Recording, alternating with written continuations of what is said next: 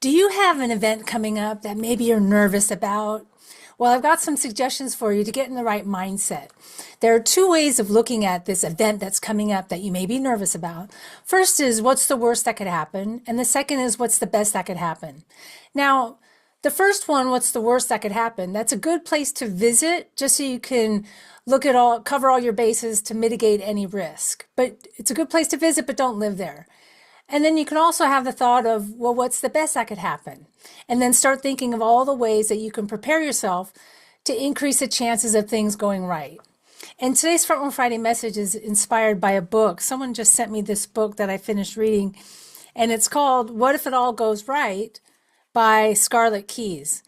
And in it, she says, instead of declaring, predicting, or preparing for the worst, try asking a question. What if it all goes right? What wonderful thing could happen today? What beautiful thing could come from this? What amazingly kind people could I encounter today? Now, if that's too far of a stretch, you could start with, well, what if it doesn't all go wrong? Or what if something unexpected and difficult arises, but I handle it with grace? These are much better questions than thinking the worst possible outcome of this event that you're nervous about. It's true, not everything is going to go as planned, but imagining the worst is a misuse of imagination. So on this Front Row Friday, I encourage you to imagine what if it all goes right. And on this Front Row Friday, I hope it does. Take care and we'll see you next time.